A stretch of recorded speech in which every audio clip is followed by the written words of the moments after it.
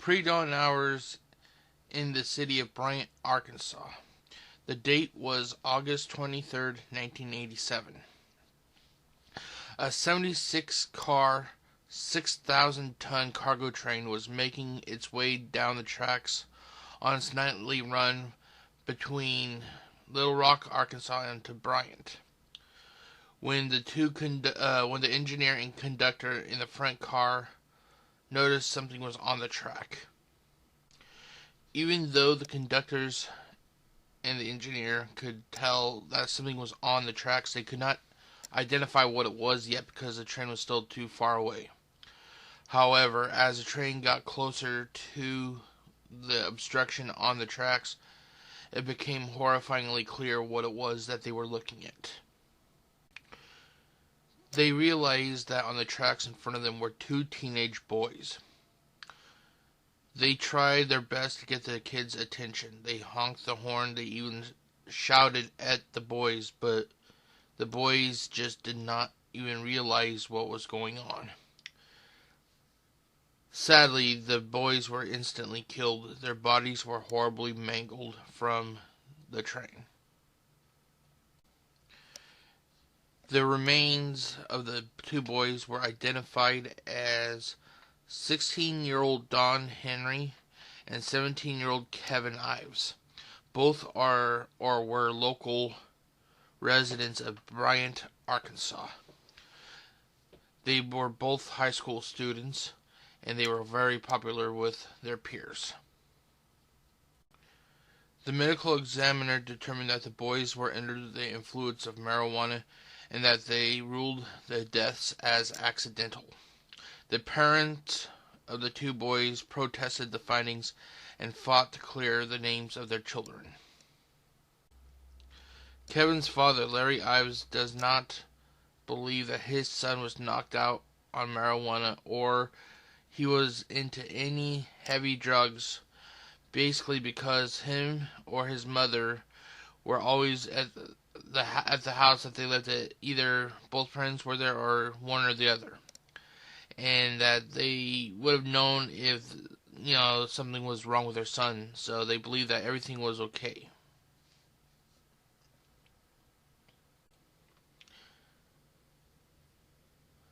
Both Kevin and Don were your typical teens. They loved to work on their cars. They both liked to hunt. And Don was a comedian. Some would even say that Kevin was his best audience. The two boys would always double date. However, on Saturday, August 27th, 1987, they met a group of friends on the outskirts of Little Rock that is known for being a hangout for teens. The boys left the party at midnight and went to Don's house. Kevin waited on the porch when Don went to talk to his father. Curtis Henry is Don's father. According to Curtis, him and his son talked when they got home from the party for roughly 15 minutes. Then Don went and got his spotlight and his .22 rifle. Basically, Don and his father talked about where he'd be going during that night. And then he just basically wished his son good luck, and the son left. With Kevin, of course. The boys went off along the tracks to go spotlighting. Spotlighting is a form of night hunting that is illegal in Arkansas. The purpose of spotlighting is one hunter will hold the gun while the other hunter will hold the spotlight. They will shine the light into the animal's eyes, transfixing the animal, while the person with the gun kills the animal. It was almost 1 a.m. when the teens were spotlighting. 3 hours later, the train was making its fateful trip down the tracks. What happened in the period of time when the teens went spotlighting to the point where they were found laying on the tracks? According to the conductor, the bodies were laid out like they would be at a morgue. To their side was the .22 rifle, and covering the boys was a light green tarp. It should be noted that neither boy was moving even when the horn on the train was going off for extended periods of time. The medical examiner determined that the boys smoked the equivalent of 20 marijuana cigarettes and that they were in a deep sleep and couldn't do anything when the train ran them over. Kevin's mother, Linda, questions that if the boys were stoned, how could they end up in the exact same position with a tarp covering them and the other boy having his gun exactly right next to him? Curtis Henry mentions that they did a test on the loudness of the horn on the train. The horn reached 98 decibels, which is the equivalent to a jackhammer and an air compressor running at the same time. Ives mentions that the gun was laying on the gravel, that Kevin would never have put his gun on the ground because it would scratch the wood. Larry talks about how they hired a private investigator, and every time that the investigator was getting close to getting some answers in the deaths of the teens, he would start to meet with resistance from the various types of authorities that were working on the case. 5 months after the deaths of their kids, the two families held a press conference in hopes that they could force the authorities to reopen the investigation. Amazingly, the day after the press conference, the investigation into the deaths of both Don and Kevin were reopened. A newly appointed prosecutor, Richard Garrett, had the bodies of the boys exhumed again. The new examiner determined that the boys didn't smoke 20 marijuana cigarettes, but between only 1 and 3. The medical examiner also found evidence to support that one of the boys was already dead and the other was unconscious.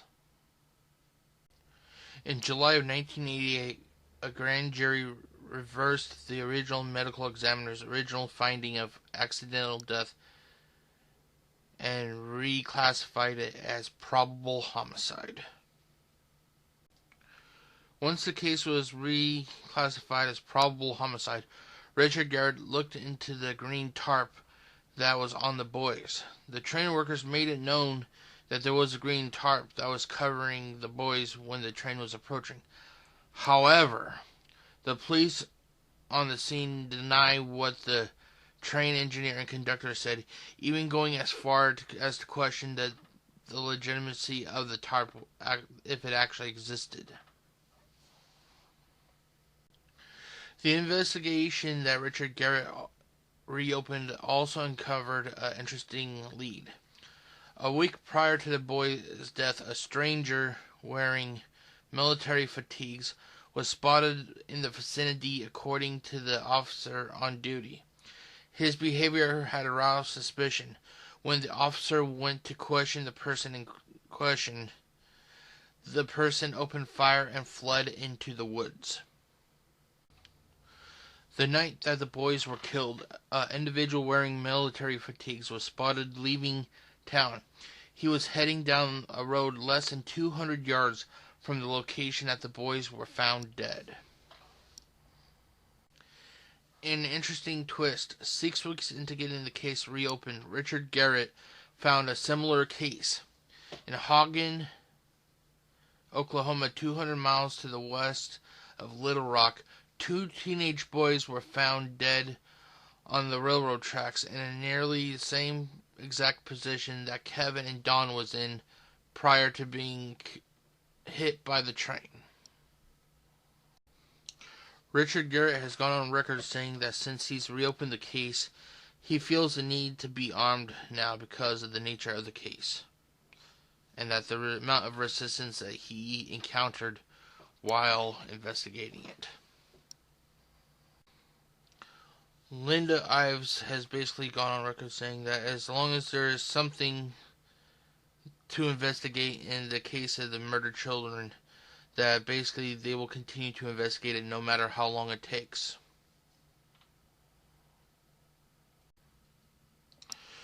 Curtis Henry said that he's walked up and down that same section of tracks where the boys were found killed at least 100 times. Each time he walks up and down that section of track, he listens to see if he can hear anything that could give him an idea about where to investigate.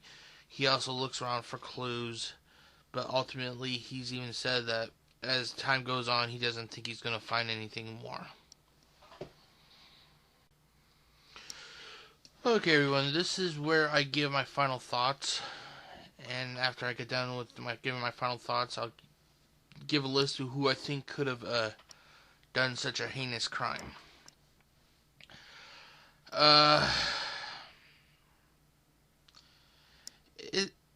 You never want to see crime done against two teenagers or two kids, or somebody who hasn't made it to an adult yet should not have to endure that kind of outcome.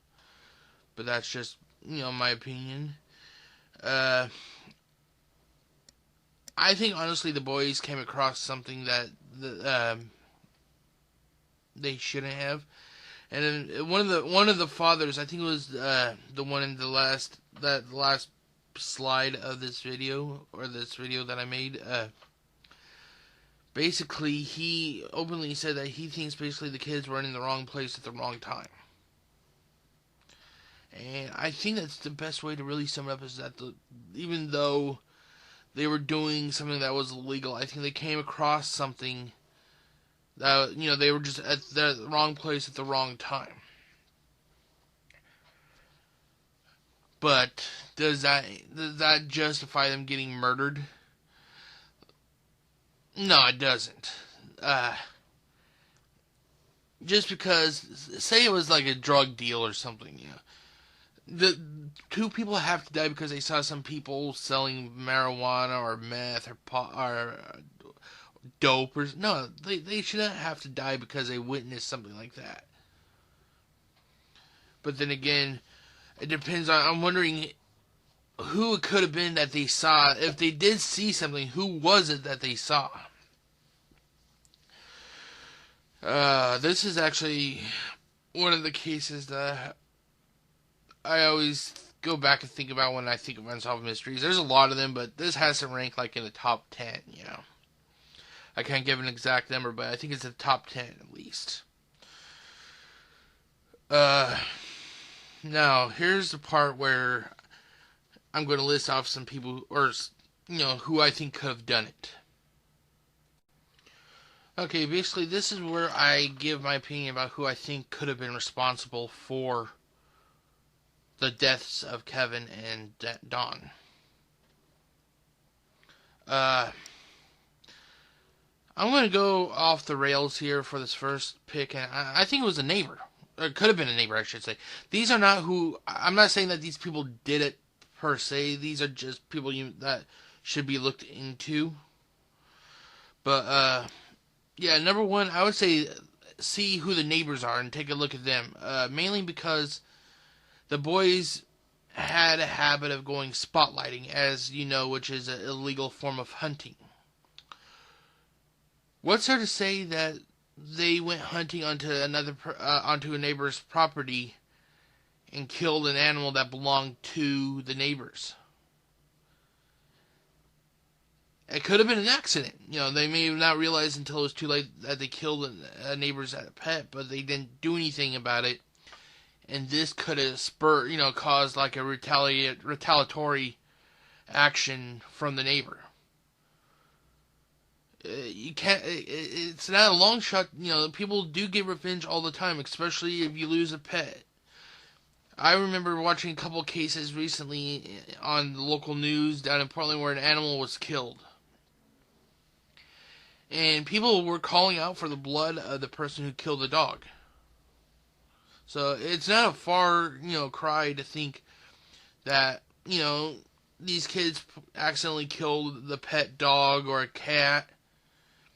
And it caused these people, the neighbors, to literally lose their mind and get justice.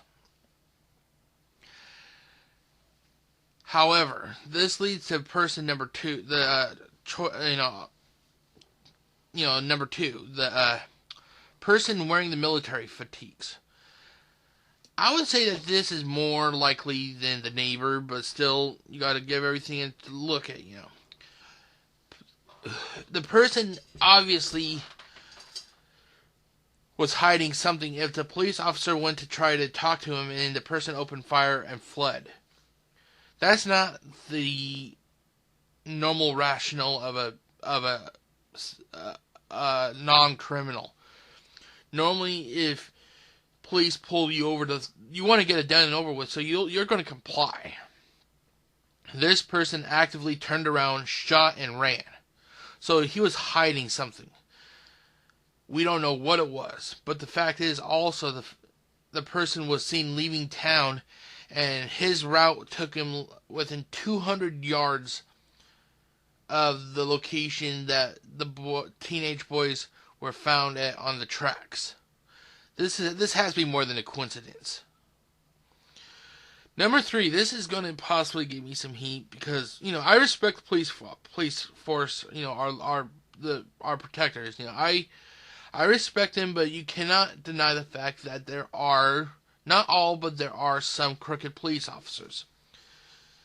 I found it kind of strange that the police officers just openly denied that there could have even been a green tarp. Why would two strangers who were just controlling a train lie about what they saw?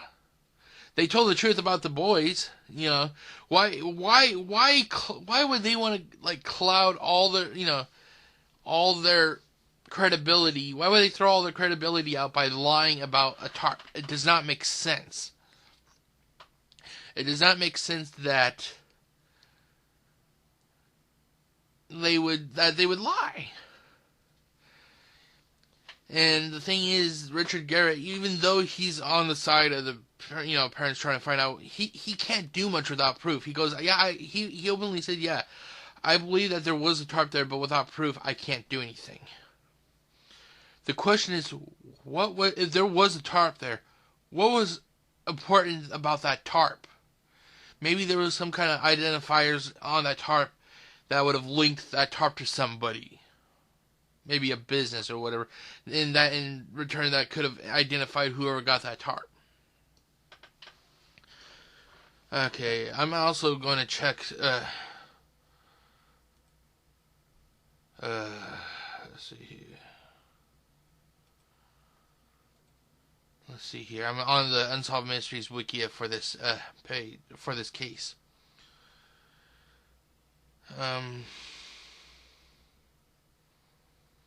As of right now, the case is still unsolved. I'm honestly, I don't ever think it's going to be solved as much as I want it to be. It's been nearly 30 years almost, and I figure after 10 years, it's really rare if something ever gets solved. Let's see here. Now here's something I did not know about. I'm checking the results, and apparently tips to the telecenter when Unsolved Mysteries was still going on, was still live on television and everything. Tips to the telecenter suggest that Don and Kevin were murdered by drug dealers. Okay, that's the thing. Let's see. Let's see here. Okay, well, it's just mainly drug dealers, so that kind of goes with the, possibly the guy in the fatigues. Yeah, here's the other thing. I never realized it, but apparently I thought that if there's a criminal case but there's never been a definite outcome, I thought the case would always remain open to some extent. Apparently, let's see here. No suspects were ever named in the case. In 1995, the investigation into the murders was officially closed without their killer being captured or identified. So basically, the killer basically got away. They're no longer even pursuing the case, which is kind of sad. But then again, it happens, I don't like that idea, but so apparently the case has been closed. There's no sketch drawing of the person who shot at the officer, so I can't post anything there. But if this just a call out to all these Unsolved Mysteries fans, and believe me, there's a lot of fans who are of Unsolved Mysteries. That's another reason why I'm doing these videos, is to try to get these cases back out into the light. So if anybody who's watching this has heard anything, a peep, or if you personally know somebody that may have been responsible, but it's like it's like loyalty, you don't want to turn them in. Please just consider what the family's doing, what they are going through. I don't know if they're still alive or not. It's been 30 years. But think about the family. If you lost somebody, would you want the people who took what was yours away from you, would you want them to pay? So think of it from the family's point of view. Okay, guys, I hope you enjoyed this video. As always, leave a comment. Let me know what you guys think. Tell me, what your theories are about this video, this case. If you would like me to take a look at a case or whatever, and I have time, I may do that. Just tell me what the case is. Give me the link to the Unsolved Mysteries Wikia page, and I'll take a look at it. Because I have over 80 hours of Unsolved Mysteries on my computer and stuff. I mean, I have a massive library, so I could probably look up the cases and do the subsequent video. But until next time, just take it easy and, just stay safe at night. Peace.